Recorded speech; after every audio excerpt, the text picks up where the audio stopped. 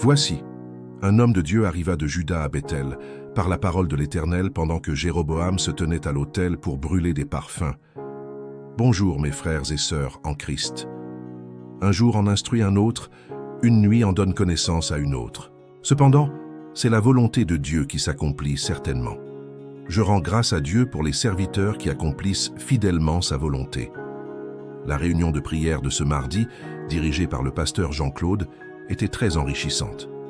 Que Dieu le bénisse dans son ministère. Le thème que nous avons abordé portait sur l'histoire du vieux prophète et du serviteur de Dieu qui fut tué par un lion.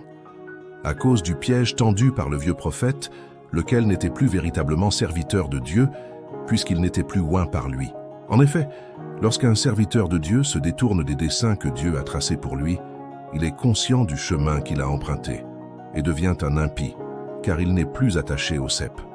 Ainsi, dans une communauté chrétienne, s'il y a un tel serviteur, un tel chrétien, la parole de Dieu nous éclaire sur la manière dont le corps de Christ doit fonctionner. La parole de Dieu est notre livre de foi. Elle nous rend sages en toutes circonstances, pour la gloire de Dieu. Selon ses instructions, lorsqu'une personne a péché, il faut d'abord la reprendre.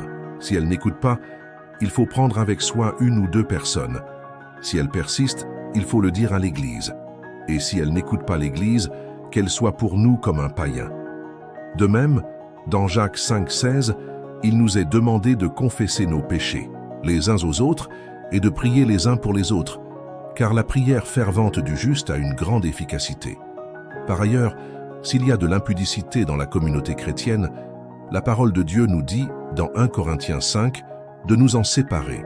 Célébrons donc la fête, non avec du vieux levain, non avec un levain de malice et de méchanceté, mais avec les pains sans levain de la pureté et de la vérité.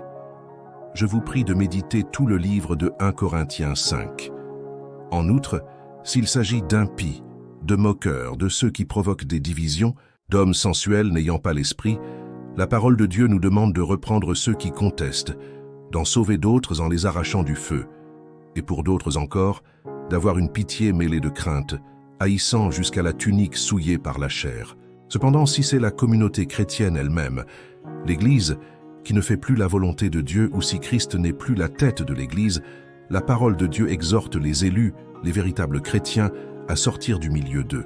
De plus, la parole de Dieu précise encore, dans Matthieu 24, 15, 17, que si nous voyons l'abomination de la désolation, dont a parlé le prophète Daniel, établie en lieu saint, que celui qui lit fasse attention, alors que ceux qui seront en Judée fuient dans les montagnes. Que celui qui sera sur le toit ne descende pas pour prendre ce qui est dans sa maison. Ainsi, la parole de Dieu nous met en garde quant au fonctionnement de l'Église de Dieu et à la conduite de ses élus.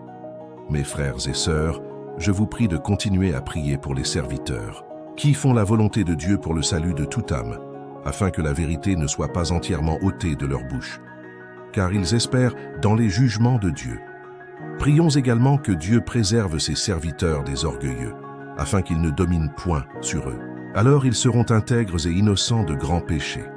Que toute la gloire revienne à Dieu et à Jésus-Christ, son héritier.